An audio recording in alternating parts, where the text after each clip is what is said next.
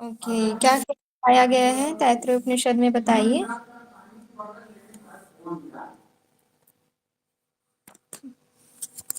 याद है किसी को? जितना याद हो बताइए। मैम तैत्तिरीय उपनिषद कृष्ण यजुर्वेद की शाखा से लिया गया है। इसमें 3 वल्लियां हैं, शिक्षावल्ली, ब्रह्मानंदवल्ली और भृगुवल्ली। मतलब ये 3 खंडों में विभक्त है और इसमें कुल 53 मंत्र हैं जो 40 अनुवाकों में व्यवस्थित हैं। और शिक्षावल्ली में 5 संहिताओं का वर्णन किया गया है और ब्रह्मानंदवल्ली में पंचकोश का वर्णन है और भृगुवल्ली में ब्रह्म तत्व का वर्णन प्राप्त होता है।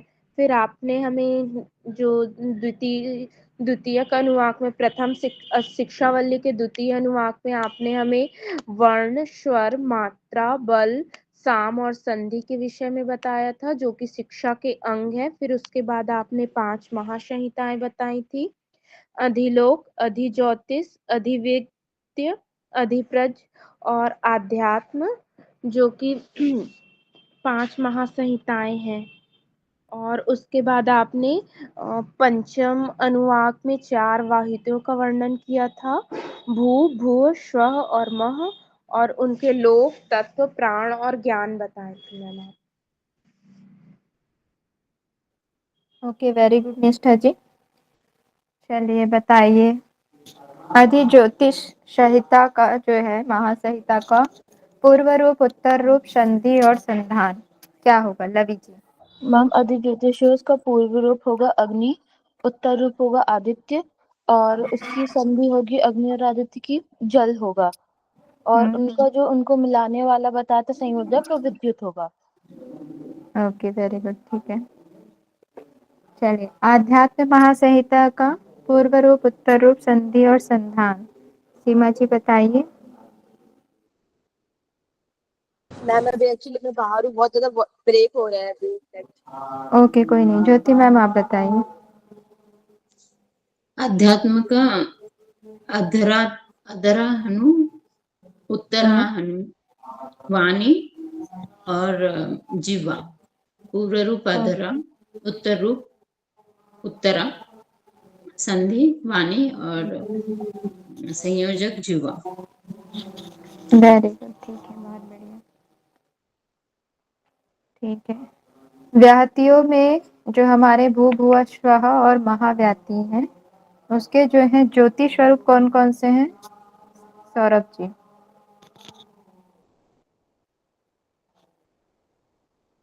उनकी ज्योतियां मैम कौन आवाज कौन नहीं सी आ हैं? रही, क्या बोल रही है? मैम चार जो आवाज नहीं आ व्याहतियां रही है। हैं। अच्छा, अच्छा अभी अच्छा नहीं है? मैम, अच्छा उसमें ज्योति बोलिए। हाँ अभी क्लियर है। उसमें क्या आपने ओके, पूछा? हाँ, 4 व्याहतियों के जो ज्योति हैं वो बताइए। मैम भू का अग्नि है, भुआ का वायु और स्व का आदित्य, महा का चंद्रमा। भू ओके, भुआ वेरी स्व, गुड, अग्नि वायु आदित्य चंद्र। ठीक है, वेरी गुड।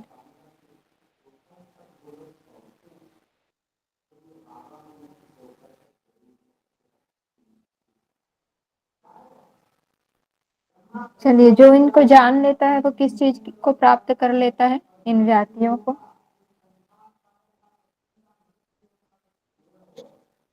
जो इन व्याहतियों को जान लेता है ब्रह्म उसे को किस जान चीज की लेता है। प्राप्ति होती है? ब्रह्म, और ब्रह्म को जान लेता है मैम।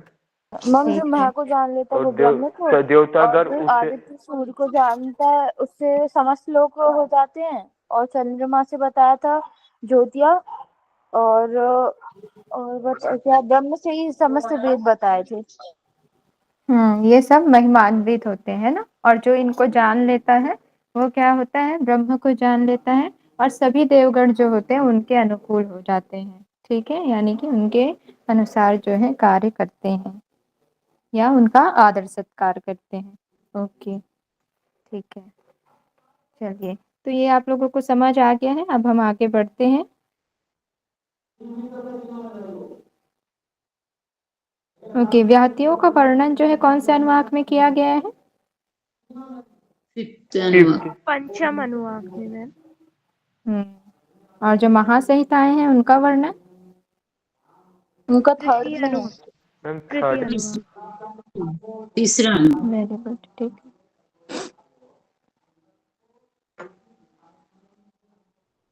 चलिए आज हम आगे देखते हैं उससे।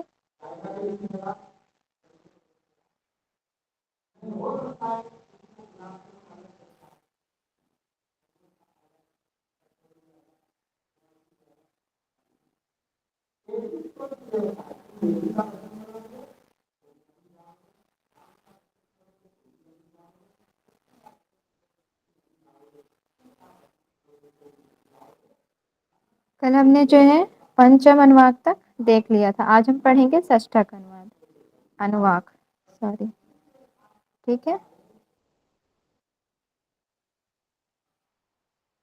ओके, एक क्वेश्चन रह गया, शिक्षा अध्याय के अंक कितने हैं? कितने 12 अनुवाक। 6 6 अंग अंग निष्ठा जी? हाँ मैम हाँ, ज्योति मैम 6 सही अंक है। है। 6 हम्म, 6 है मैम। ठीक ठीक, ओके। हाँ ज्योति मैम बताइए कौन कौन से हैं?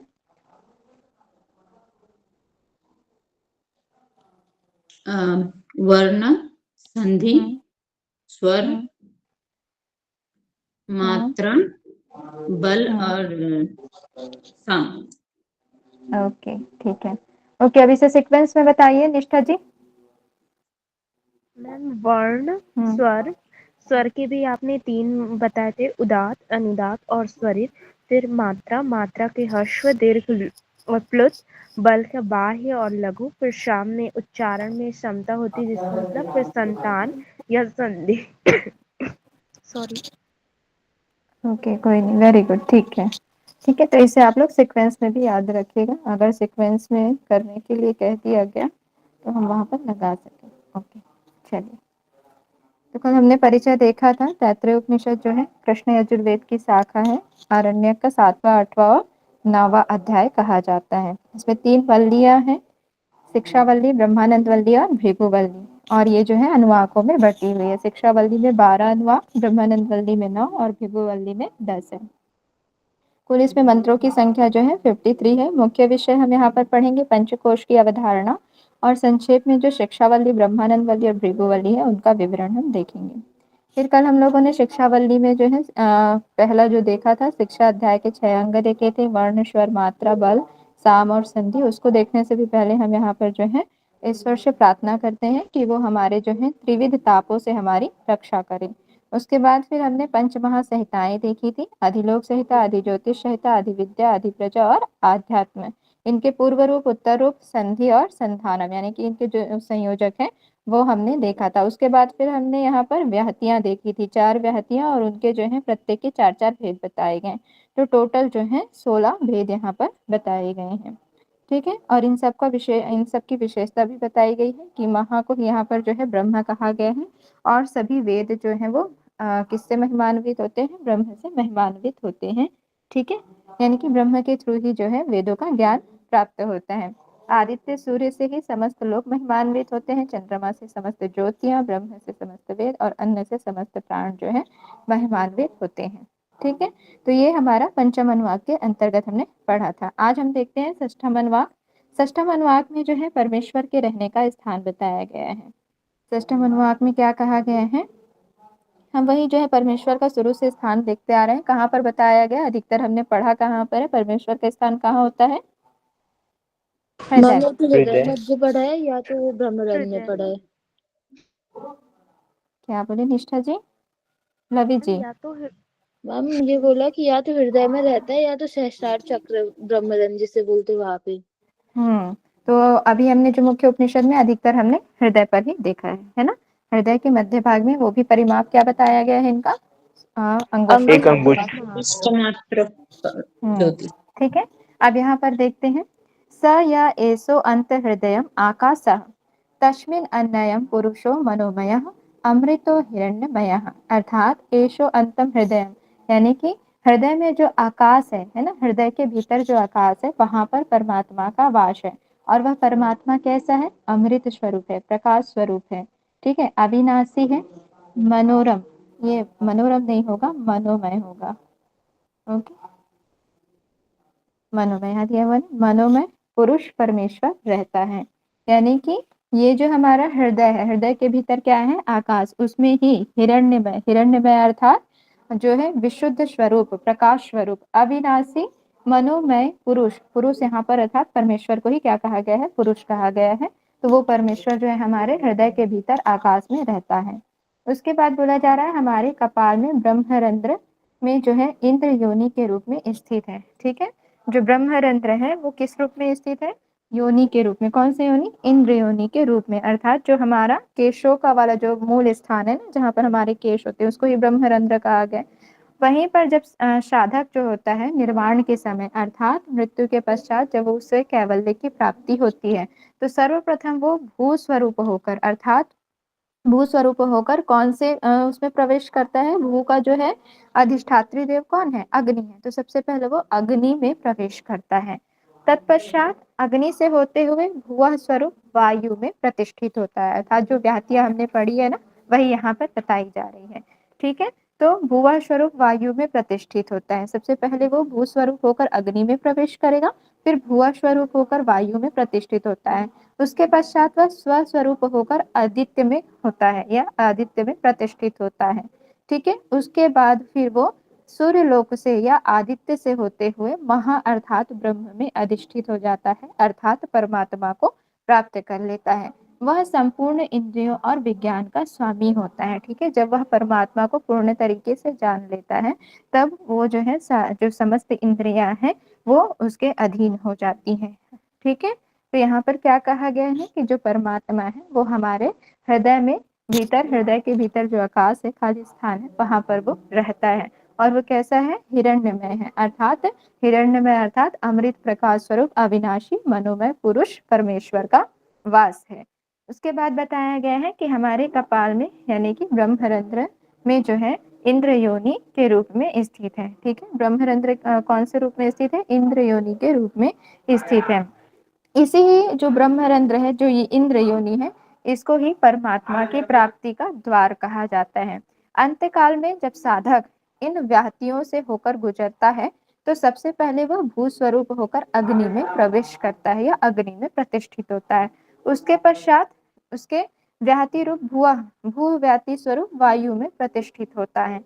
फिर वह स्वरूप होकर आदित्य में प्रतिष्ठित होता है, अर्थात सूर्य में प्रतिष्ठित होता है। और उसके बाद वो अंत में महा अर्थात ब्रह्म को प्राप्त हो जाता है या ब्रह्म में स्थित हो जाता है। ठीक है, तो इस तरीके से यहाँ पर जो है परमात्मा का स्थान और परमात्मा प्राप्त कैसे होंगे और कैसे हम किस लोक से होते हुए जो है वहां पर परमात्मा की ओर जाते हैं, ये बताया गया है। क्लियर है ये वाली स्लाइड, आगे बढ़े। Yes ma'am. ठीक है, आगे अब देखते हैं। उसके बाद यहाँ पर जो है 5 तत्वों का विविध पंक्तियों में उल्लेख यहाँ पर बताया जा रहा है और उन्हें एक दूसरे का पूरक माना गया है। ठीक है, ये देखते हैं हम। अब यहाँ पर क्या कहा जा रहा है, अभी हमने पढ़ा था छठवें अनुवाक। छठे अनुवाक में हमने क्या पढ़ा, परमात्मा का स्थान और साधक निर्वाण के समय वो किन किन लोकों से होकर जो है ब्रह्म लोक को प्राप्त करता है, ये हमने देखा। अब हम सप्तम अनुवाक में यहाँ पर देखेंगे। सप्तम अनुवाक को जो है 2 भागों में विभक्त किया गया है। पहला भाग जो है वो कहलाएगा अधिभौतिक पंचक या अधिभूत पंचक। ठीक है, और दूसरा भाग कहलाएगा आध्यात्म पंचक। अधिभौतिक जो पंचक है वो लोक, ज्योति और स्थूल स्थूल पदार्थ यानी कि आदि भौतिक पंक्ति में जो है विभाजित है। और आध्यात्म पंचक जो है वो प्राण, इंद्रियां और शारीरिक, ठीक है, जो धातुओं से संबंधित है, इन पंक्तियों में विभक्त है। इस प्रकार से इनका जो है यहाँ पर वर्णन किया गया है। अंत काल में इनका उपयोग करके किस तरीके से जो है हम ब्रह्म को प्राप्त कर सकते हैं, ये यहाँ पर बताया गया है। ठीक है, तो हम यहाँ पर देखेंगे अधिभूत पंचक के अंतर्गत 3 चीजें आती हैं या 3 चीजें सम्मिलित हैं। कौन कौन सी, लोक पंक्ति, नक्षत्र पंक्ति या ज्योति पंक्ति कहा जाता है, और तीसरा है आदि भौतिक पंक्ति। लोक पंक्ति के अंतर्गत हमारा आ जाएगा पृथ्वी, अंतरिक्ष, द्युलोक, है ना, ये 3 तो आप जानते ही हैं। फिर आ जाएंगे दिशाएं और अवान्तर दिशाएं। दिशाएं भी आप जानते हैं, अवान्तर दिशाओं के नाम बताइए।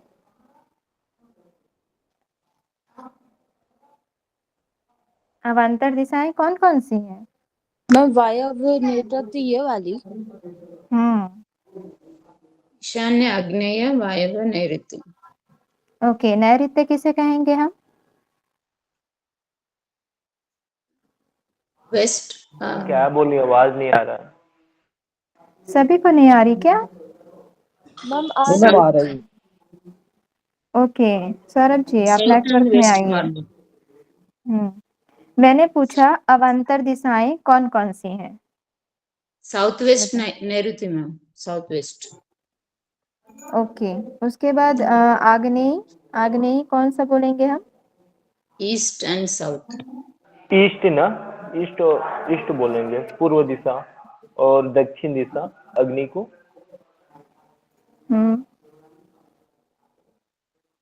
फिर से बोलिए। ओके, एक बोलिए, ज्योति मैम बोलिए। East and south. South west नैऋत्य, ईस्ट एंड साउथ आग्नेय, नॉर्थ ईस्ट ईशान्य, नॉर्थ वेस्ट वायव्य। ओके, ठीक है। ठीक है, तो ये हमारे 4 अवान्तर दिशाएं हो जाएंगे और 4 दिशाएं। तो लोक पंक्ति के अंतर्गत हमारे आ जाएंगे पृथ्वी, अंतरिक्ष, द्युलोक, दिशाएं और अवान्तर दिशाएं। अधिभूत पंचक में हमारे जो है दूसरा पंक्ति बताया गया है नक्षत्रों की, अर्थात ज्योति। ठीक है, यहाँ पर ज्योति को कहा गया है नक्षत्र। इसमें आ जाएंगे हमारे अग्नि, वायु और आदित्य। दिशाओं में हो जाएगा चंद्रमा और फिर समस्त नक्षत्र हो जाएंगे अवान्तर दिशाएं के अंतर दिशाओं के अंतर्गत। उसके बाद आते हैं आदि भौतिक पंक्ति, जल, औषधियां, वनस्पतियां और आकाश और आत्मा। ठीक है, ये हो जाएंगे आदि भौतिक पंक्ति। तो इन तीनों को मिलाकर बनता है यहाँ पर आधिभूत पंचक या आदि भौतिक पंचक। ठीक है, उसके बाद हम आते हैं आध्यात्म पंचक। आध्यात्म पंचक के अंतर्गत हम सबसे पहले यहाँ पर देखते हैं आध्यात्मिक पंक्ति। आध्यात्मिक पंक्ति में हमारे हो जाएंगे पंच प्राण, प्राण, व्यान, अपान, उदान और समान। इंद्रियों की पंक्ति में हो जाएगा चक्षु, श्रोत्र, मन, वाणी और त्वचा। फिर शारीरिक पंक्ति के अंतर्गत आ जाएगा चर्म, मांस, नाड़ियां, हड्डी और मज्जा। ठीक है, तो ये जो है 5 यहाँ पर 5-5 के क्रम में बताए गए आध्यात्म पंचक के अंतर्गत शारीरिक पंक्ति। 3 पंक्तियां हैं, आध्यात्मिक पंक्ति, इंद्रियों की पंक्ति और शारीरिक पंक्ति। ये ब्रह्मांड और पिंड के 3-3 पंचक हैं जो एक दूसरे की पालना करते हैं, अर्थात दोनों एक दूसरे को फॉलो करते हुए आगे बढ़ते हैं ब्रह्म प्राप्ति के मार्ग पर। ठीक है, अर्थात इन युक्तियों को यूज करके हम जो है ब्रह्म तक पहुंच सकते हैं। ठीक है, तो इसको आप लोग याद रखेंगे। क्लियर है ये? हाँ, 3-3 हाँ पंचक। अच्छा, 1 के 3। हाँ, 1 के 3। ठीक है, और 5-5 है इसलिए पंचक। ओके, क्लियर है? Yes ma'am. चलिए सौरभ जी, आवाज आ रही है आपको? जी मैम। ओके, क्लियर हो रहा है ना आपको?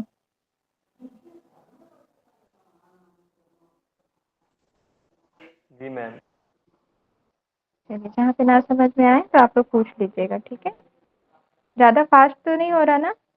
इसको एज इट इज आप लोग याद रखिएगा। देखिए मैम थोड़ा सप्तम सा अनुवाक में, फास्ट हो रहा है। ओके ठीक है, मैं स्लो बोलूंगी। देखिए, सप्तम अनुवाक में क्या कहा गया है, इसको जो है 2 भागों में विभाजित कर दिया गया है। ठीक है, और इन युक्तियों का प्रयोग करके जो है ब्रह्म को प्राप्त किया जा सकता है, यही यहाँ पर बताया गया है। इसको एज इट इज आप लोग याद कर लीजिएगा। पहले जो है उसको पहले भाग को अधिभूत पंचक कहा गया है और दूसरे भाग को कहा गया है आध्यात्म पंचक। ठीक है, अधिभूत पंचक में 3 पंक्तियां आती हैं और आध्यात्म पंचक में भी 3 पंक्तियां आती हैं। ठीक है, अधिभूत पंचक के अंतर्गत 3 पंक्तियां कौन कौन सी हैं? पहला है लोक पंक्ति, दूसरा है नक्षत्र या ज्योति पंक्ति और तीसरा है आदि भौतिक पंक्ति। ठीक है, लोक पंक्ति तो आप लोगों को पता ही है। लोक में कौन कौन सा हमारा भू, भुव, स्वाहा, उसी के अंतर्गत हमारा भू का जैसे पृथ्वी, भुवा का अंतरिक्ष है ना, और स्वाहा का क्या हो जाएगा? द्युलोक हो जाएगा। 2 आपको और याद करने, दिशाएं और अवान्तर दिशाएं। ठीक है, तो पृथ्वी, अंतरिक्ष, द्युलोक, दिशाएं और अवान्तर दिशाएं, ये हो गई लोक पंक्ति। ज्योति पंक्ति के अंतर्गत अग्नि, वायु, आदित्य, ये हम व्याहति में भी पढ़ते आ रहे हैं, तो ये आप लोगों को ऐसे ही याद हो गया है। चंद्रमा और समस्त नक्षत्र, ये दो आपको और याद करने हैं। आदि भौतिक पंक्ति आपको अच्छे से याद करना पड़ेगा। क्या है? जल है, औषधियां है, फिर वनस्पतियां, आकाश और आत्मा। ठीक है, उसके बाद हम आते हैं आध्यात्म पंचक के अंतर्गत। इसमें भी 3 पंक्तियां बताई गई हैं, आध्यात्मिक, इंद्रियों की पंक्ति और शारीरिक पंक्ति। आध्यात्मिक में हमारे पंच प्राण आ जाएंगे, प्राण, व्यान, अपान, उदान, समान, ये आप लोगों को पता है। इंद्रियों की पंक्तियां, इंद्रियां भी आपको पता है, चक्षु है, श्रोत्र है, मन है, वाणी है और त्वचा है। और शारीरिक पंक्ति चर्म, मांस, नाड़ियां, हड्डी और मज्जा। इसे और आगे भी बताया गया है, इसका अभी ज्यादा यूज नहीं है, इसलिए मैं आप लोगों को इसके और डीप में जाके नहीं बताऊंगी। ठीक है, एज इट इज आप लोग इसको ऐसे ही याद कर लीजिएगा, क्योंकि उसका अभी कोई यूज नहीं है। हाँ, बताया गया है कि ये वाली जो लाइन है, क्या हो गया, ये जो है इसके थ्रू काम करती है, ये जो है इसके, और ये जो है इसके। ठीक है, ये दोनों साथ साथ चलते हैं, इस तरीके से जो है बुक में और बताया गया है। आप लोग एग्जाम के बाद उसे डीप में पढ़ लीजिएगा। आप लोग अभी इसे मैम, याद करने के रूप पे ये जो यहाँ पे एक दूसरे का पूरक माना है, तो इन दोनों टेबल के लिए बोला है क्या इधर? हाँ, इन दोनों को ही बोला है, आदिभूत और आध्यात्म को ही। ठीक है, दोनों साथ साथ चलते हैं, यानी कि लोक पंक्ति का संबंध जो है आध्यात्मिक पंक्ति से है। ठीक है, जो पंच प्राण है निर्वाण के समय में ये जो है यही लोक से होकर जाते हैं। ठीक है, उसके बाद ये जो ज्योतियां हैं वो हमारे इनके माध्यम से क्या होती हैं, चक्षु पे जो है जो हम रूप वगैरह देख पाते हैं, है ना, अग्नि देवता उसके बताए गए हैं। ठीक है, यहाँ पर थोड़ा सा चेंज हो जाएगा, श्रोत्र है, श्रोत्र में ठीक है, यहाँ पे अभी हम अभी ज्यादा नहीं उलझेंगे, इसको एज इट इज आप लोग याद कर लीजिएगा। ठीक है, यहाँ पर बोला गया है एक दूसरे के पूरक हैं, इतना ही जानेंगे हमें अभी यहाँ पर। ये ब्रह्मांड और पिंड के 3 पंचक हैं बोला गया, जो एक दूसरे की पालना करते हैं, अर्थात दोनों एक दूसरे को लेकर चलते हैं साथ साथ। ओके, क्लियर है अभी? Yes ma'am. चलिए, अब हम देखते हैं ओम की महिमा। लगभग सभी उपनिषदों में जो है ओम की महिमा, ओम का स्वरूप है ना, उसकी विशेषताएं बताई गई हैं। अब हम यहाँ पर देखेंगे अष्टम अनुवाक में ओम की महिमा जो है अष्टम अनुवाक में बताई गई है। क्या कहा गया है ओम की महिमा के विषय में? ओमिति ब्रह्म, ओमिति इदम सर्वम, ओमित्य एतद अनुकृति हम स्म, व आप्यो श्रावेत्य श्रावयन्ति। अर्थात ओमिति ब्रह्म, ओम ही ब्रह्म है, ओम इति, ओम इदम सर्वम, ओम ही जो है क्या है, प्रत्यक्ष जगत है। ओमित एतद अनुकृति, और उसके उच्चारण अथवा स्मरण के उपरांत साम गान तथा शास्त्र संधान करते हैं। अर्थात ओम के उच्चारण से ही हम क्या करते हैं, शाम गान करते हैं, शस्त्रों का संधान करते हैं, है ना। ओम के द्वारा ही अग्निहोत्र किया जाता है ना, अग्नि में आहुति दी जाती है ओम के उच्चारण से ही, और उसी के द्वारा ब्रह्म को प्राप्त करने की बात कही गई है। अर्थात यहाँ पर ओम की सर्वव्यापकता को बताई गई है। ठीक है, क्या कहा गया है कि ओम ही जो है ब्रह्म है, ओम ही प्रत्यक्ष दिखाई देने वाला समस्त जगत है। ओम इस प्रकार यह अक्षर जो है निसंदेह अनुकृति है, अर्थात अनुमोदन करने वाली है ना।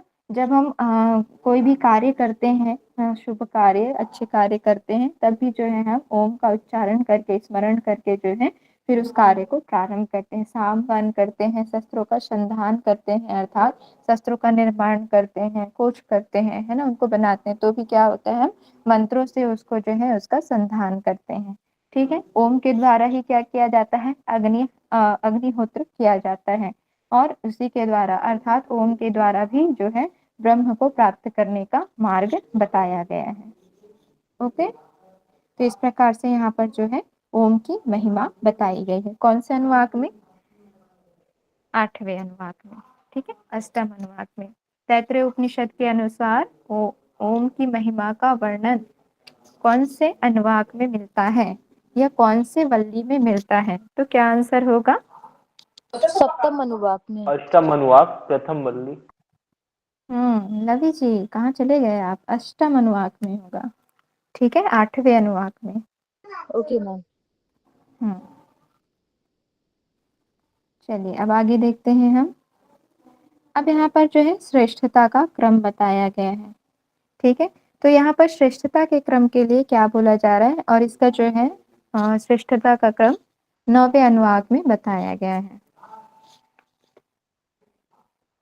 9वां अनुवाक, ठीक है।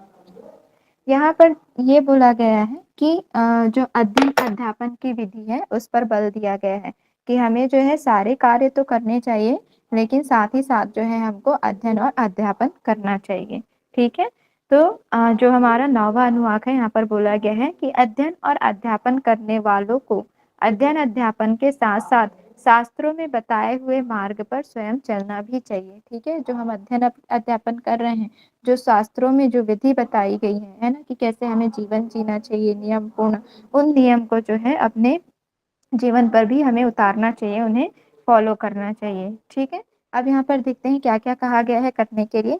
तो सबसे पहले यहाँ पर जो है बोला गया है, ऋषि ने आचरण और सत्यवाणी के साथ साथ शास्त्र के अध्ययन और अध्यापन करने पर बल डाला है, ठीक है। जो हमारे ऋषिगण हैं उन्होंने आचरण और सत्यवाणी के साथ साथ, आचरण अर्थात हमें अच्छे व्यवहार करने चाहिए, सत्यवाणी अर्थात हमें सत्य का पालन करना चाहिए, शास्त्र के अध्ययन और अध्यापन करने पर भी उन्होंने जोर दिया है। उसके पश्चात इंद्रिय दमन, मन निग्रह और ज्ञानार्जन पर विशेष प्रकाश डाला है, ठीक है। अध्ययन अध्यापन भी करना चाहिए, इंद्रियों का दमन करना चाहिए, मन निग्रह करना चाहिए, ज्ञान अर्जन करना चाहिए, है ना। इस पर भी उन्होंने प्रकाश डाला है। प्रजा की वृद्धि के साथ साथ शास्त्र अध्ययन पर भी, शास्त्र अध्ययन भी करना चाहिए, यानी कि प्रजा की वृद्धि भी होनी चाहिए और साथ साथ शास्त्रों का अध्ययन भी होना चाहिए। फिर यहाँ पर 3 ऋषियों का जो है वर्णन मिलता है। तो सबसे पहले ऋषि देखते हैं हम, रथितर ऋषि के पुत्र हुए सत्यवाचा ऋषि, ठीक है। कौन से ऋषि हुए? रथितर ऋषि के पुत्र सत्यवचा ऋषि। सत्यवचा नाम के ऋषि ने क्या कहा कि सत्य का पालन करो, इसलिए उन्होंने सत्य को सर्वश्रेष्ठ माना है, ठीक है। जो रथितर ऋषि के पुत्र हुए सत्यवचा नामक ऋषि, उनका कहना था कि सब कर्मों में सत्य ही सर्वश्रेष्ठ है, क्योंकि प्रत्येक कर्म जो है सत्य भाषण और सत्य भाव पूर्वक पर आधारित होते हैं, है ना। यानी कि जो है प्रत्येक कर्म जो है वो किस पर आधारित होते हैं? सत्य पर आधारित होते हैं, इसलिए उन्होंने सत्य को सर्वश्रेष्ठ माना है। रथितर ऋषि के पुत्र सत्यवचा ऋषि ने सत्य को सर्वश्रेष्ठ माना है। फिर आते हैं ऋषिवर पुरुषिष्ठ। पुरुषिष्ठ के पुत्र हुए तपोनित्य ऋषि, ठीक है। ऋषिवर पुरुषिष्ठ के जो पुत्र थे तपोनित्य ऋषि, उन्होंने तप को सर्वश्रेष्ठ माना है। किस पर बल दिया है उन्होंने? तप पर बल दिया है। उनका कहना था कि तपश्चर्या ही जो है सर्वश्रेष्ठ है, क्योंकि तप से ही सत्य भाषण आदि समस्त धर्मों का पालन होता है, और उनको पालन करने के लिए हम उसमें दृढ़ता पूर्वक उसमें स्थिर रहने की हमें शक्ति आती है, ठीक है। यानी कि जब हम तप करेंगे तप से ही हम जो है सत्य बोल पाएंगे, और हम अपने धर्मों का पालन करने की भी सामर्थ्यता किससे आती है? जो शक्ति प्राप्त होती है वो तप से प्राप्त होती है। इसलिए तपोनित्य ऋषि ने तप को सर्वश्रेष्ठ माना है। फिर आते हैं ऋषि मुद्गल। ऋषि मुद्गल के पुत्र कहे जाते हैं नाग मुनि। नाग मुनि ने शास्त्रों के अध्ययन और अध्यापन को सर्वश्रेष्ठ माना है, ठीक है। उन्होंने कहा कि वेद और धर्म शास्त्रों का पठन पाठन ही सर्वश्रेष्ठ है, क्योंकि वही तप है अर्थात इसी जो है तप से क्या होता है? समस्त धर्मों का ज्ञान होता है। जब हम अध्ययन और अध्यापन करेंगे तो क्या होगा? हमें तप का ज्ञान होगा, और तप का जब ज्ञान होगा तो हम सत्य का पालन अच्छे तरीके से कर पाएंगे। इसलिए जो मुद्गल ऋषि हैं उनके पुत्र कौन से ऋषि हैं? नाग मुनि। इन्होंने शास्त्रों के अध्ययन और अध्यापन को सर्वश्रेष्ठ माना है, ठीक है। तो 3 ऋषियों का यहाँ पर वर्णन आता है 9वें अनुवाक में। तो सत्यवचा ऋषि जो कि रथितर ऋषि के पुत्र हैं, उन्होंने सत्य को सर्वश्रेष्ठ माना। ऋषिवर पुरुषिष्ठ के पुत्र हुए तपोनित्य ऋषि, उन्होंने तप को सर्वश्रेष्ठ माना। और ऋषि मुद्गल के पुत्र हुए नाग मुनि, उन्होंने शास्त्रों के अध्ययन और अध्यापन को सर्वश्रेष्ठ माना है। इसको अच्छे से याद करिएगा, इससे क्वेश्चन बनता है, ठीक है, कि किन्होंने किसको सर्वश्रेष्ठ माना है। इस प्रकार स्वाध्याय की आवश्यकता पर जो है बल दिया गया है। उसके पश्चात आते हैं त्रिशंकु ऋषि। उन्होंने अपने ज्ञान अनुभव द्वारा स्वयं को ही अमृत स्वरूप इस विश्व रूपी वृक्ष के ज्ञाता सिद्ध करते हैं। जो त्रिशंकु ऋषि हुए वो उनको बहुत ही ज्ञान था, ठीक है। वो अपने ज्ञान और अनुभव के द्वारा स्वयं को ही क्या कह रहे हैं, अमृत स्वरूप विश्व रूपी वृक्ष के ज्ञाता सिद्ध कर रहे हैं और अपने यश को सबसे ऊंचे गिरि शिखर से भी ऊंचा मानते हैं। वे स्वयं को अमृत स्वरूप अन्नोत्पादक सूर्य में व्याप्त मानते हैं। अर्थात यहाँ पर जो त्रिशंकु ऋषि हैं वो अपने जो है अनुभव और ज्ञान को सिद्ध कर रहे हैं और उसे ही जो है सर्वश्रेष्ठ बता रहे हैं, ठीक है। उन्होंने ही जो है सबसे ऊंचा रखा है, गिरि शिखर पर्वत से भी उन्होंने अपने तप और ज्ञान को जो है श्रेष्ठता दी है, ठीक है। और ये जो त्रिशंकु ऋषि है इनका वर्णन जो है 10वें अनुवाक में मिलता है। ओके, तो 9वें अनुवाक में हमारे जो है श्रेष्ठता का क्रम बताया गया है, ठीक है। सत्य, उसके बाद तप और तप के बाद अध्ययन और अध्यापन पर विशेष बल दिया गया है, ये ध्यान रखेंगे। ओके, क्लियर है ये, आगे बढ़िए। Yes ma'am. चलिए आगे देखते हैं। अब यहाँ पर जो है शिक्षावल्ली के कुछ प्रमुख मंत्र दिए गए हैं, ये आप लोग देख लीजिए यहाँ पर, इसको मैं आप लोगों को भेज दूंगी, ठीक है।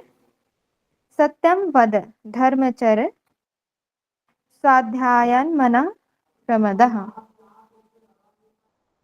ये आप लोगों ने कहीं और सुना है? सत्यम वद धर्मचर स्वाध्यायत मा प्रमदः। मैम स्कूल में पढ़ा है सुक्ति के रूप में। इसके अर्थ याद है निष्ठा जी? आप ईयरफोन लगाए क्या? आवाज बहुत ब्रेक हो रही है। चलिए तो अब हम यहाँ पर हाँ बताइए। साधन करो, धर्म के आचरण में रहना चाहिए और स्वाध्याय पूर्वक अध्ययन करना चाहिए। ओके, ठीक है, वेरी गुड। हाँ चलिए, आपको याद है मतलब, ठीक है। तो यहाँ पर क्या कहा गया है? सत्यम वद धर्मचर स्वाध्यायात मा प्रमदा, अर्थात सत्यम वद, सत्य का हमेशा पालन करो, ठीक है। हमेशा तुम जो है सत्य बोलो।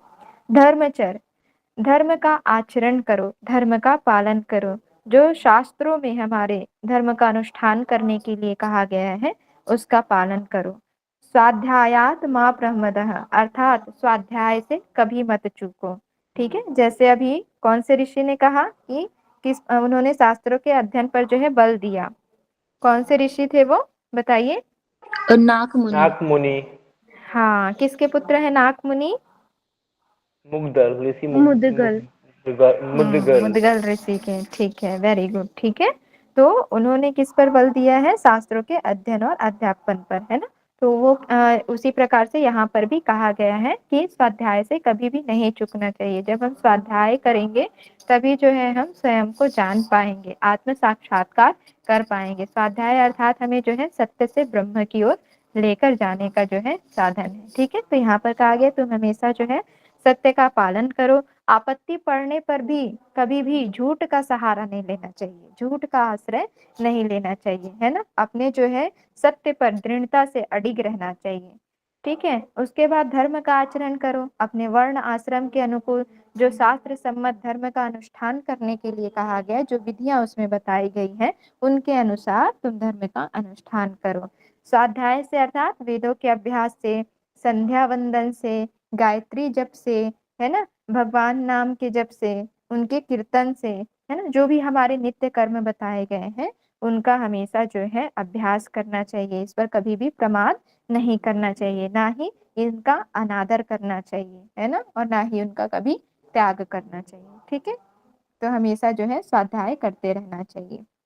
फिर दूसरा आता है यहाँ पर, मातृदेवो भव, पितृदेवो भव, आचार्य देवो भव, अतिथि देवो भव। ये तो आप सभी जानते हैं, बताइए कोई भी इसका अर्थ? हमेशा क्या करना चाहिए?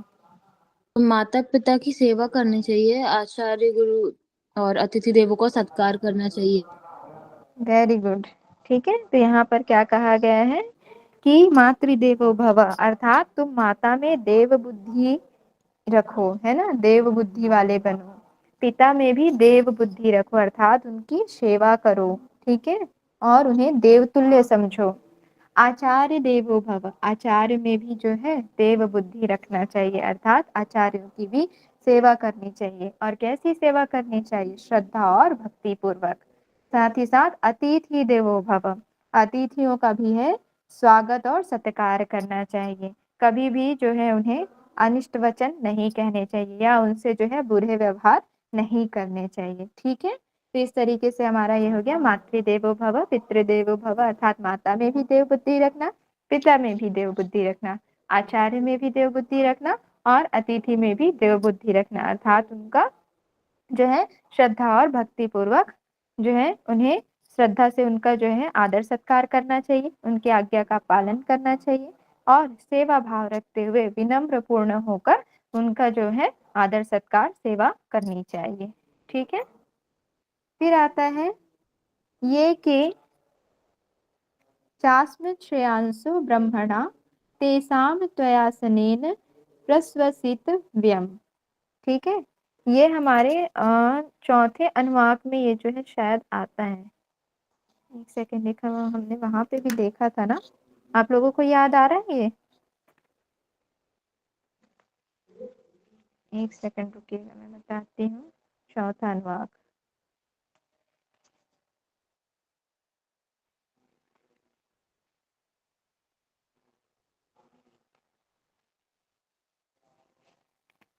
चौथे नहीं 11वें अनुवाक में ही है ये।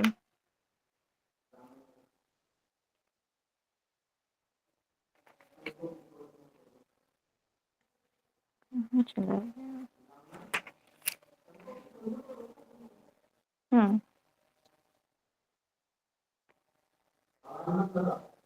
चलिए, ये के, अब इसका संधि विच्छेद करेंगे तो क्या हो जाएगा? ये के च अस्मत्, ठीक है, च अस्मत् श्रेयांस ब्रह्मणा। ठीक है, ये के च अस्मत् श्रेयांस ब्रह्मणा, इसका अर्थ हो जाएगा कि जो कोई भी हमसे श्रेष्ठ है, ठीक है, या ब्राह्मण जन है, तेषां त्वया आसनेन प्रवशित व्यम। ठीक है, उन्हें क्या करना चाहिए? हमेशा आसन देना चाहिए, है ना, दान देना चाहिए तथा सेवा करके उन्हें विश्राम देना चाहिए। ठीक है, किससे कहा जा रहा है यहाँ पर? ये के अश्मत श्रेयांस ब्राह्मणा, अर्थात जो हमसे श्रेष्ठ जन हैं, जो हमसे बड़े हैं, जो हमसे जो हमारे गुरुजन हैं और जो ब्राह्मण आए हैं हमारे द्वार पर, उनको क्या करना चाहिए? आसन प्रदान करना चाहिए, दान आदि के द्वारा उनकी सेवा करनी चाहिए और उन्हें विश्राम देना चाहिए। ठीक है, इस प्रकार से जो श्रद्धा पूर्वक दान देता है ना, वो जो है श्रेष्ठता को प्राप्त करता है। ठीक है, और जिस पर यानी कि अगर आप कुछ भी चीज बिना श्रद्धा के कर रहे हैं तो वो चीजें जो है फलदायी नहीं होंगी। तो जो भी आप करेंगे श्रद्धा से युक्त होकर करेंगे। ठीक है, तो यहाँ पर अर्थ हो जाएगा ये के चास्म श्रेयांसा ब्रह्मणा, अर्थात जो हमसे श्रेष्ठ जन है, जो हमारे बड़े हैं, जो गुरु हैं, आचार्य जन हैं और जो ब्राह्मण हैं, जो भी हमारे द्वार पर आ रहे हैं, उनको हमें आसन प्रदान करना है, श्रद्धा से युक्त होकर दान देना है और उनकी सेवा भाव से उन्हें प्रसन्न करना है। ठीक है, विश्राम देना है। ओके, फिर चौथा हमारा यहाँ पर बताया गया है सहनौ यसा सहनौ ब्रह्म वर्चसम। ये था चौथे अनुवाक में। चलिए बताइए, इसका अर्थ हमने देखा था वहां पर।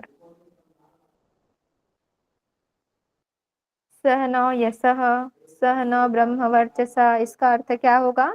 कल हमने पढ़ा था और निष्ठा जी ने यहाँ पर एक और इसी के जैसा जो है मंत्र बताया था। कौन सा? जो हम अधिकतर रिपीट करते रहते हैं, याद आया कुछ? हाँ, ओम सहना भवतु, ये वाला बताया था। हाँ जी, मैम ये ठीक है। पंचक में है मैम, सहनो यस सर। ना ना, चौथे में है। आवाज आ रही है मैम? पंचक 5वें में है। 5वें में? रुके, मैं चेक करती हूँ, याद नहीं है मुझे भी। यहाँ तक मुझे याद है चौथे में हमने देखा था।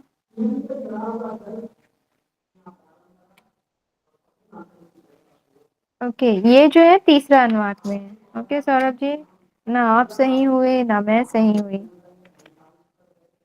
सही हुआ हमारा इषादिनोपनिषद बुक। चलिए, तीसरे अनुवाक में कहा गया है, ठीक है।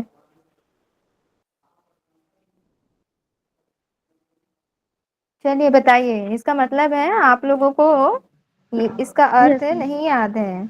मैम, इसका अर्थ ये है कि आचार्य और जो शिष्य हैं वो कह रहे हैं कि हम सब मतलब सहना यश, हमारा जो यश है या हमारा जो साथ साथ बढ़े, और सहना ब्रह्म वर्चसम, मतलब कि हम दोनों का जो ब्रह्म का तेज है वो भी क्या हो, साथ साथ आगे बढ़े। ठीक है। जो हमारी 5 महासंहिताएं हैं उनको जानने से पूर्व यहाँ पर जो है गुरु और शिष्य प्रार्थना कर रहे हैं, है ना, शुभेच्छा प्रकट कर रहे हैं, किससे? परमात्मा से। ठीक है, कि जो हम आचार्य और शिष्य हैं दोनों का यश एक साथ बढ़े तथा एक साथ ही हम दोनों जो है ब्रह्म तेज को प्राप्त करें। ठीक है, ओके, वेरी गुड निष्ठा जी। चलिए फिर आते हैं, शरीरम वे विचर्षणम जिह्वा में मधुमत्ता कर्णाभ्याम भूरि विश्रुवम। ठीक है, तो ये हमने नहीं पढ़ा था, ये है हमारे चौथे अनुवाक में। ओके, तो ये जो 3 है हमारे 11वें अनुवाक में है। ओके, उसके बाद सहना यशा हो जाएगा तीसरे अनुवाक में। ठीक, और ये जो है हमारा चौथे अनुवाक में है। ठीक है, क्या बोला जा रहा है? शरीरम वे विचर्षणम, अर्थात मेरा शरीर क्या हो? रोग रहित हो, जिससे कि मैं आपकी उपासना कर सकूं या आपकी उपासना में किसी प्रकार का विघ्न ना पड़े। जिह्वा में मधुमत्तमा, अर्थात मेरी जिह्वा अति मधुमती हो। ठीक है, अर्थात मधुर स्वर से आपके मधुर नाम और गुणों का चिंतन करें, कीर्तन करें। ठीक है, कर्णाभ्याम भूरि विश्रुवम, और मैं अपने दोनों कानों द्वारा आचार्य द्वारा वर्णन किए हुए रहस्यों को व कल्याणमय यश को सुनता रहूं। ये हम किससे प्रार्थना कर रहे हैं? परमात्मा से प्रार्थना कर रहे हैं। क्या बोल रहे हैं? शरीरम वे विचर्षणम, अर्थात मेरा शरीर जो है रोग रहित रहे, जिससे किसी भी प्रकार के बाधाओं से रहित होकर मैं आपकी उपासना कर सकूं, अर्थात आपकी उपासना में किसी भी प्रकार का विघ्न ना आए। जिह्वा में मधुमत्तमा, अर्थात मेरी जिह्वा जो है अतिशय अतिशय मधुमती हो, मधुर हो, है ना, जिससे मैं आपके नाम और गुणों का चिंतन कर सकूं, कीर्तन कर सकूं। कर्णाभ्याम भूरि विश्रुवम, मैं अपने दोनों कानों द्वारा आचार्य द्वारा जो वर्णन किए जा रहे हैं आपके रहस्यों के विषय में, जो कल्याण में आपके यश और गुणों के बारे में जो बताया जा रहा है, उसे मैं सदा सुनता रहूं। ठीक है, तो ये क्लियर है। देखिए, मैं इसे एकदम अच्छे से बताई हूँ, कल मैं पूछूंगी, पूरे 5 मंत्र आप लोगों को याद होने चाहिए। ओके, और एग्जाम में आ जाए तो मेरी नाक बचा लेना आप लोग। सभी हैं, सुन रहे हैं कि सो गए हैं? Yes ma'am. ठीक है, चलिए अब आगे बढ़ते हैं, हम ब्रह्मानंद वल्ली में आते हैं। इस तरीके से हमारी शिक्षावल्ली कंप्लीट हुई। शिक्षावल्ली में कितने अनुवाद बताए गए हैं, बताइए? 12 अनुवाक है मैम। 12 है मैम टोटल।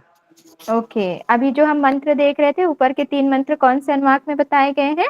11 में मैम, 11 में, ओके 11th ओके, अनुवाद। मैम अभी आपने थर्ड लिखा था ना, उनमें थर्ड एंड फोर्थ से और लिया मैम गया वो था। थर्ड पे वो वाला ये है मैम, ओके जो ओके, ईश्वर। हाँ, सौरभ जी को पता, ठीक है। लवी जी आप बताइए, क्या बोल रहे थे? थर्ड और फोर्थ में हमने क्या लिखा है? नहीं, वो तो दिया 11th अनुवाक में है, लेकिन वो जो आपने थर्ड एंड फोर्थ लिखा था तो ये उधर पे भी है ना, ये ऐसा लिखा हुआ था उनमें। ना ना, जो सहना यशा है। हाँ ओके, सौरभ जी बोलिए। मैम ये सहनो जैसे थर्ड अनुवाक है, और हम्म शरीर शरीर में विचरण ये मैम फोर्थ अनुवाक है। हम्म, ठीक है लवी जी, ये जो 3 है ना वो 11 पे है। ठीक है, ये तीनों, ये वाला जो है थर्ड पे है, ठीक है, थर्ड अनुवाक पे, और ये जो है फोर्थ पे है। ओके, यस मैम, अभी का ठीक है। हम्म, ठीक है, चलिए अब आगे बढ़ते हैं हम ब्रह्मानंद वल्ली में। और हाँ, कल निष्ठा जी ने जो सहना व वतु वाला बताया था वो ब्रह्मानंद वल्ली का शांति पाठ है, याद रखिएगा, बाय मिस्टेक मैंने उसे शिक्षावल्ली में है बोला था, है ना।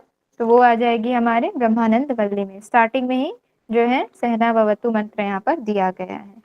ठीक है, तो अब हम यहाँ पर पढ़ते हैं हमारी ब्रह्मानंद वल्ली में जो है ब्रह्म परमात्मा के स्वरूप और मनुष्य शरीर में परमात्मा का स्थान कैसे बताया गया है, ये हम यहाँ पर देखेंगे। ठीक है, ब्रह्मानंद वल्ली नाम से ही जो है पता चल रहा है कि ब्रह्म के विषय में ही यहाँ पर कहा गया है। ओके, तो देखते हैं यहाँ पर क्या कहा गया है ब्रह्म के विषय में, उनके स्वरूप के विषय में, और मनुष्य शरीर में किस प्रकार से जो है ब्रह्म का वास है। ओम ब्रह्म विदाप्नोति परम तद एषा अभ्युक्तम सत्यम ज्ञानम अनंतम ब्रह्म यो वेद निहितम गुहायां परमे व्योमन शो अश्नुते सर्वान् कामान सह ब्रह्मणा विपश्यतेति, अर्थात विपश्यत इति। ठीक है, तो अब यहाँ पर जो है ब्रह्म ज्ञानी जो है परम ब्रह्म को प्राप्त कर लेता है, उसी भाव को व्यक्त करने के लिए यह श्रुति कही गई है। ठीक है, ओम ब्रह्म विदाप्नोति परम, अर्थात ब्रह्म ज्ञानी जो है परम ब्रह्म को प्राप्त कर लेता है, उसी भाव को व्यक्त करने के लिए तद एषा अभ्युक्ता, तद एषाम अभ्युक्ता, अर्थात यह श्रुति जो है कही गई है। क्या कही गई है? सत्यम ज्ञानम अनंतम ब्रह्म। ठीक है, सत्यम ज्ञानम अनंतम ब्रह्म, अर्थात ब्रह्म जो है कैसा है? सत्य स्वरूप है, ज्ञान स्वरूप है और अनंत है। ठीक है, ब्रह्म क्या है? सत्यम ज्ञानम अनंतम ब्रह्म, अर्थात ब्रह्म जो है सत्य है, ज्ञान स्वरूप और अनंत है। या यो वेद निहितम गुहायाम परमे व्योमन, अर्थात यहाँ पर क्या कहा गया? यो वेद, यो वेद अर्थात जो मनुष्य, ठीक है, वेद अर्थात क्या हो गया? जानता है, किस चीज को जानता है? निहितम गुहायाम परमे व्योमन, अर्थात जो परमात्मा है उसका स्थान कहाँ है? प्राणियों के हृदय रूपी गुहा में स्थान है। सो अश्नुते सर्वान कामान स ब्रह्मणा विपश्चित इति, अर्थात जो इस छिपे हुए रहस्य को जान लेता है, अर्थात जो इस परमात्मा को जान लेता है, वह विज्ञान स्वरूप ब्रह्म के साथ समस्त भोगों का अनुभव करता है। ठीक है, क्या कहा गया है? सर्वान कामान स ब्रह्मणा, अर्थात वो सभी भोगों का अनुभव करता है, किसके साथ? ब्रह्म के साथ समस्त भोगों का, कामना का जो है अनुभव करता है। ठीक है, इस प्रकार जो है यहाँ पर परमात्मा के स्वरूप का वर्णन किया गया है। क्या कहा गया है? कि ब्रह्म जो है सत्य है, ज्ञान स्वरूप है, अनंत है ना। जो प्राणी इस रहस्य को जान लेता है कि जो ब्रह्म है वो हमारे हृदय रूपी गुहा में विराजमान है या सुशोभित है ना, वो जो है ब्रह्म के साथ समस्त कामनाओं को प्राप्त करने वाला हो जाता है या भोगों का अनुभव करने वाला बन जाता है। ठीक है, वही चीजें यहाँ पर कही गई हैं। ब्रह्म सत्य है, ज्ञान स्वरूप है और अनंत है, प्राणियों के हृदय रूपी गुहा में विराजमान है। जो मनुष्य परम शुद्ध आकाश में विद्यमान परंतु प्राणियों के हृदय गुहा में छुपे हुए उस ब्रह्म को जानता है, वह उसे विज्ञान स्वरूप ब्रह्मा के साथ समस्त भोगों का अनुभव करता है। ठीक है, उसके बाद इसकी उत्पत्ति का हम यहाँ पर क्रम देखते हैं। क्या बताया गया है क्रम? सबसे पहले जो है ब्रह्म, ब्रह्म से क्या उत्पन्न हुआ? आकाश, आकाश से वायु की उत्पत्ति हुई, वायु से अग्नि, अग्नि से जल और जल से पृथ्वी, अर्थात ब्रह्म से पहले पंच महाभूत उत्पन्न हुए। उसके बाद औषधि की उत्पत्ति हुई, औषधि से फिर अन्न की उत्पत्ति हुई और अन्न से फिर पुरुष की उत्पत्ति हुई। ठीक है, तो इस उत्पत्ति क्रम को याद रखेंगे। क्या कहा गया? कि सबसे पहले क्या हुआ? परमात्मा की उत्पत्ति हुई। ठीक है, परमात्मा से किसकी उत्पत्ति हुई? आकाश तत्व की उत्पत्ति हुई। आकाश से वायु तत्व उत्पन्न हुआ, वायु से अग्नि, अग्नि से जल और जल तत्व से फिर पृथ्वी तत्व उत्पन्न हुआ। उसके बाद पृथ्वी से जो है समस्त औषधियां उत्पन्न हुई, समस्त औषधियों से अन्न उत्पन्न हुआ और समस्त अन्नों से फिर क्या उत्पन्न हुआ? पुरुष उत्पन्न हुआ, अर्थात मनुष्य शरीर उत्पन्न हुआ। ठीक है, उसके बाद यहाँ पर कहा गया है स वा एष पुरुष अन्नमय अन्न रसमय, अर्थात पुरुष में ही अन्न का रस विद्यमान होता है। अब हम जो है पंच कोशों की ओर बढ़ रहे हैं। ठीक है, तो सबसे पहले जो है पुरुष में ही अन्न का रस विद्यमान होता है, अर्थात पुरुष जब उस अन्न को ग्रहण करता है तो जो है समान वायु के थ्रू सभी उसके शरीर के अंगों में जो है क्या पहुंच जाता है, अन्न जो है रस होकर रस के रूप में पहुंच जाता है। आत्मा उसके मध्य भाग में अर्थात हृदय रूपी गुहा में निवास करती है। ब्रह्मवेत्त साधक हृदय में स्थित इसी आत्मा की उपासना करके परम ब्रह्म तक पहुंच जाता है। ठीक है, तो जो पुरुष का शरीर होता है वो अन्न रस से बना हुआ होता है और उस पुरुष के शरीर के मध्य भाग में ही आत्मा का निवास होता है, अर्थात परमात्मा का निवास होता है। ठीक है, जो ब्रह्मवेत्त साधक है अर्थात जो ब्रह्म को जानने की इच्छा रखने वाले साधक हैं वो इसे हृदय में आत्मा की उपासना करते हैं और जब वो आत्मा की उपासना करते हैं तब वो परम ब्रह्म तक पहुंच जाते हैं। ठीक है, क्लियर है ये वाली स्लाइड? आगे बढ़े। Yes ma'am. ओके, चलिए अब यहाँ पर पंचकोशों का वर्णन किया गया है। पंचकोश कौन कौन से हैं हमारे? अन्नमय कोश, प्राणमय कोश, मनोमय कोश, विज्ञानमय कोश और आनंदमय कोश। ठीक है, अब हम इनको यहाँ पर देखेंगे। अन्नमय कोश के विषय में कहा गया है सभी प्राणी अन्न से जन्म लेते हैं, अन्न से ही जीवित रहते हैं और अंत में अन्न में ही समा जाते हैं। ठीक है, जो प्राणी होते हैं वो कैसे जन्म लेते हैं? तो अन्न से ही जन्म लेते हैं। अभी हमने देखा उत्पत्ति के क्रम में कि परमात्मा से पहले पंचतत्व, पंचतत्व से फिर हमारे क्या उत्पन्न होते हैं? औषधियां उत्पन्न होती हैं, औषधियों से फिर क्या उत्पन्न होता है? अन्न उत्पन्न होता है। ठीक है, तो अन्न से उसके बाद पुरुष की उत्पत्ति होती है अर्थात मनुष्य शरीर की उत्पत्ति होती है। तो अन्नमय कोश के विषय में यहाँ पर कहा गया है कि सभी प्राणी अन्न से जन्म लेते हैं, अन्न से ही जीवित रहते हैं और अंत में अन्न में ही समा जाते हैं। इसलिए अन्न को सभी तत्वों में श्रेष्ठ कहा गया है और अन्न को सर्व औषधि भी कहा गया है। ठीक है, ध्यान रखेंगे। तैत्तिरीय उपनिषद के अनुसार अन्न को क्या कहा गया है? सर्व औषधि कहा गया है। फिर दूसरा हमारा आता है प्राणमय कोश, अर्थात जो पुरुष का शरीर है वो अन्न से बना होता है। प्राण ही किसी भी शरीर की जीवनी शक्ति होती है। शरीर का निर्माण हो गया और उसमें प्राण ही नहीं है तो उस शरीर की कोई वैल्यू नहीं है। ठीक है, तो प्राण ही किसी शरीर की जीवनी शक्ति हो। जैसे ही शरीर में प्राण आता है तो वो जो है शरीर जीवित हो जाता है, अपने कार्य करने लगता है। ठीक है, जीवनी शक्ति होती है। जो प्राण रूपी ब्रह्म की उपासना करते हैं वो दीर्घ जीवन पाते हैं। ठीक है, यही अन्नमय शरीर का आत्मा है। प्राण सभी तत्वों में श्रेष्ठ है कहा गया। ठीक है, तो जो प्राण रूपी ब्रह्म की उपासना करते हैं वो क्या पाते हैं? दीर्घ जीवन पाते हैं अर्थात दीर्घायु होते हैं। ठीक है, और ये प्राणमय कोश जो है वो अन्नमय शरीर का आत्मा है। इसीलिए क्या कहा गया हठ प्रदीपिका में कि ब्रह्मा भी जो है मृत्यु के भय से प्राणायाम का अभ्यास करते हैं। ठीक है, फिर तीसरा कोश आता है हमारा मनोमय कोश। मनोमय कोश जिस ब्रह्मानंद की अनुभूति मन में की जाती है उसे वाणी द्वारा प्रकट नहीं किया जा सकता। अर्थात मनोमय कोश में हम उस परमात्मा को क्या करते हैं? फील करते हैं, अनुभव करते हैं, है ना। जैसे जैसे हम अपनी साधना के क्रम में आगे बढ़ते जाते हैं वो हमें जिस कार्य के लिए प्रेरित करते हैं, अगर हम कुछ गलत कर रहे होते हैं तो हमारे अंदर से आवाज आती है कि नहीं ये सही नहीं है ना। इस तरीके से आप लोगों ने भी फील किया होगा। ठीक है, तो जिस ब्रह्मानंद की अनुभूति मन में की जाती है उसे वाणी द्वारा प्रकट नहीं किया जा सकता कहा जा रहा है। यह मनोमय शरीर अपने पूर्ववर्ती प्राणमय शरीर का आत्मा होता है। ठीक है, तो अन्नमय का आत्मा प्राणमय, प्राणमय का आत्मा मनोमय अर्थात आधार है, ज्ञान का बोध कराता है। मनोमय कोश जो है क्या कराता है? ज्ञान का बोध कराता है। फिर चौथा यहाँ पर आता है हमारा विज्ञानमय कोश।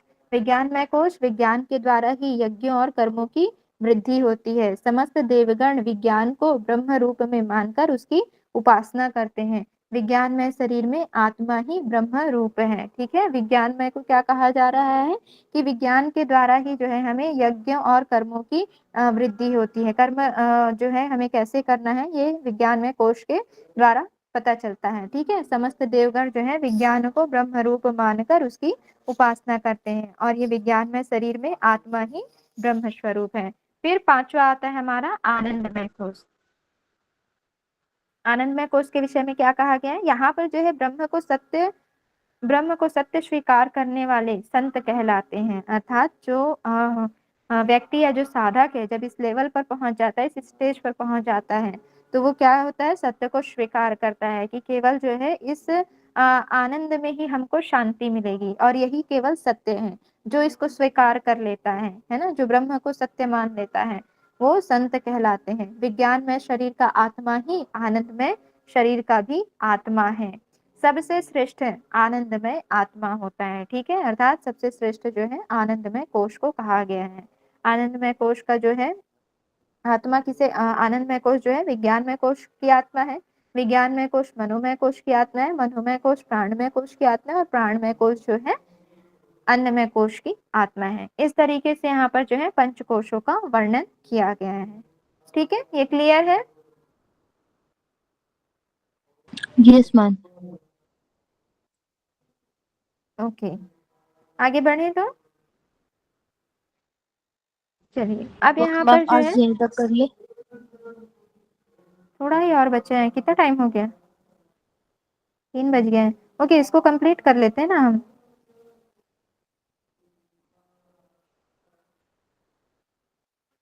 चलिए इसे कर लेते हैं, फिर हम लोग ब्रह्मानंद वल्ली जो है सॉरी भृगुवल्ली कल कर लेंगे, ठीक है। Okay ma'am. ये इतना ही रह गया, इसको कंप्लीट कर लेते हैं, फिर ये रह जाएगा नहीं तो। चलिए अब यहाँ पर क्या कहा गया है, ये मनुष्य को पक्षी के समकक्ष मानकर 5 कोशों का वर्णन किया गया है, यानी कि इन कोशों का जो मनुष्य शरीर है उनको पक्षी के समतुल्य माना है, पक्षी के अनुसार जो है इनकी तुलना की जा रही है। ठीक है, तो सबसे पहले यहाँ पर देखते हैं पंचकोश और जो है हमारे यानी कि मनुष्य के शरीर की तुलना किससे की गई है, पक्षियों के शरीर के साथ की गई है। ठीक है, तो सबसे पहले हम देखेंगे अन्नमय कोश। अन्नमय कोश में जो रस है, ठीक है, जो अन्न के थ्रू शरीर में जो रस पहुंचता है उसको क्या कहा गया है, पक्षी का सिर कहा गया है। ठीक है, दाया बाहु यानी कि दाई भुजा को दाहिना पंख कहा गया है पक्षी का, बाया बाहु को पक्षी का बाया पंख कहा गया है। ठीक है, आत्मा उसकी मध्य भाग है, पक्षी का जो मध्य भाग है आत्मा को कहा गया है। ठीक है, पूछ कहा गया है शरीर को, शरीर यहाँ पर नहीं होगा ना, यहाँ पर हो जाएंगे दोनों पैर। ठीक है, जो पुरुष का दोनों पैर है यानी कि जो मनुष्य का दोनों पैर है उसको पक्षी का पूछ कहा गया है। ठीक है, और जब हम अन्नमय कोश की उपासना करते हैं तो संपूर्ण अन्न की प्राप्ति होती है, उसका फल क्या होता है, संपूर्ण अन्न की प्राप्ति होती है। ओके,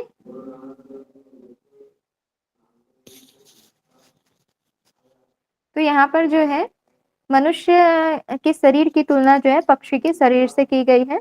अन्नमय से जो रस प्राप्त होता है उसे पक्षी का सिर कहा गया है, दाया बाहु को दाहिना पंख कहा गया है पक्षी का, बाया बाहु को बाया पंख कहा गया है, आत्मा को मध्य भाग कहा गया है और मनुष्य का जो दोनों पैर है उसे क्या कहा गया है, पक्षी का पूंछ कहा गया है। ठीक है, और इसका फल क्या प्राप्त होता है, तो संपूर्ण अन्न की प्राप्ति होती है। फिर दूसरा आता है हमारा प्राणमय कोश। प्राणमय कोश में प्राण को सिर कहा गया है। ठीक है, व्यान वायु को दाहिना पंख कहा गया है, अपान को बाया पंख कहा गया है और आकाश को क्या कहा गया है, मध्य भाग कहा गया है।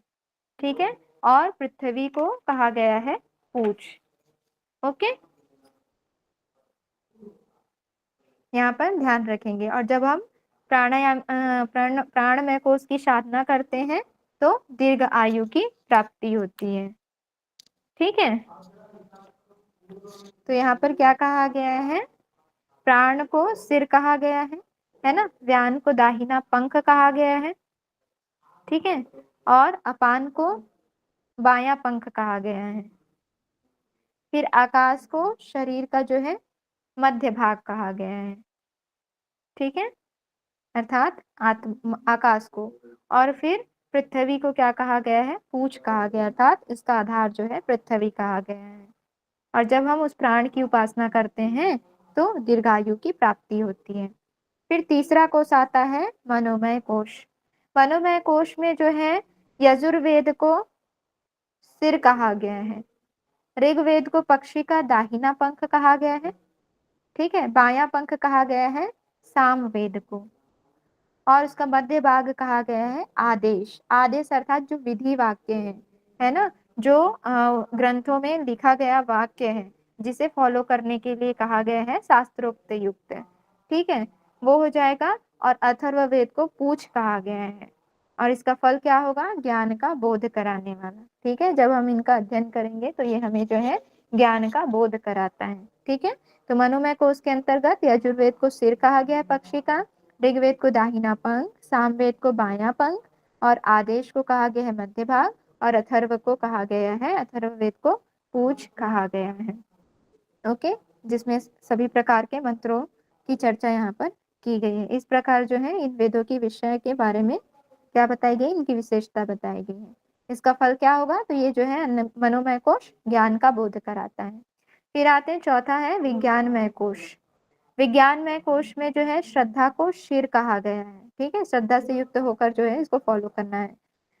रित कहा गया है दाहिना पंख को, सत्य कहा गया है बायां पंख, ठीक है। उसके बाद योग को कहा गया है मध्य भाग पक्षी का, और पूछ कहा गया है महा को। और इसका फल क्या होगा, ये जो है पापों से मुक्ति दिलाती है और सभी कामनाओं को पूर्ण करती है, ठीक है, विज्ञानमय कोश, ओके। फिर आते हैं आनंदमय कोश। आनंदमय कोश में यहाँ पर जो है प्रेम भाव अर्थात प्रिय भाव, यहाँ पर ब्रैकेट में आप लोग नोट डाउन कर लेंगे, प्रिय भाव को आनंदमय का शिर कहा गया है। आमोद को कहा गया है दाहिना पंख, प्रमोद को कहा गया है बायां पंख, ठीक है।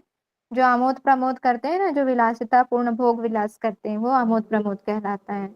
तो आमोद जो है पुरुष का आमोद दाहिना पंख, प्रमोद बायां पंख, आनंद जो है मध्य भाग कहलाएगा, और ब्रह्म जो है पूछ कहलाएगा, ठीक है। और इसका फल क्या होगा, ब्रह्म में विलीन हो जाना,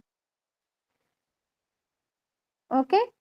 तो इस प्रकार से जो है कोशों की तुलना मनुष्य रूपी शरीर से किससे की गई है, पक्षी से की गई है, ठीक है। मनुष्य रूपी पंच कोशों की तुलना किससे की गई है, पक्षी से की गई है। और अन्नमय कोश को क्या कहा गया है, सर्व औषधि कहा गया है, और प्राणमय कोश को सर्वायु कहा गया है, ओके, क्लियर है ये। इससे भी क्वेश्चन आते हैं, टेबल आप एज इट इज इसको याद कर लीजिएगा कि किसको दायां पंख कहा गया है, किसको बायां पंख, मध्य भाग कौन सा है ना, इसके फल क्या प्राप्त होंगे, तो इसको आप लोग अच्छे से याद कर लीजिएगा। चलिए, उसके बाद ये वाली स्लाइड इतनी इम्पोर्टेंट नहीं है, हम कल देखेंगे भृगुवल्ली, ओके। वैसे ये भी अभी कंप्लीट ही हो जाना है, 3 स्लाइड है, चलिए कल कर लेंगे, ओके, क्लियर है। कहीं कुछ आप लोगों को डाउट हो तो आप पूछ सकते हैं।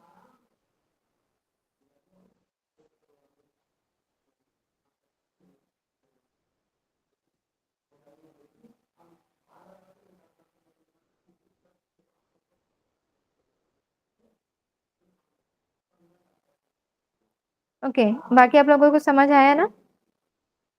Yes ma'am. ठीक है, आप लोग एक बार और पढ़िएगा, क्लियर हो जाएगा, ठीक है। कल मैं पूछूंगी फिर इसको, ओके मैम। चलिए कमर गर्दन सीधी करें। हाँ निष्ठा जी कुछ बोल रहे हैं, बोलिए। मैम पहले नोट्स बना ले फिर पूछेंगे, उससे काफी कुछ क्लियर है समझ।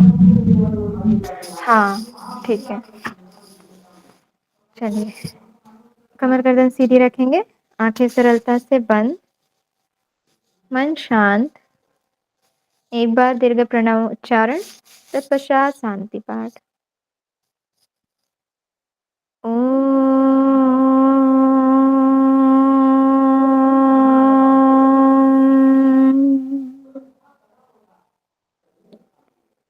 सर्वे भवन्तु सुखिनः, सर्वे सन्तु निरामयः, सर्वे भद्राणि पश्यन्तु, मा कश्चित् दुःखभाग् भवेत्।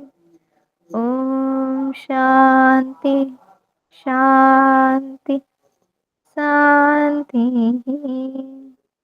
सर्वारिष्टस्तु शान्तिर्भवतु।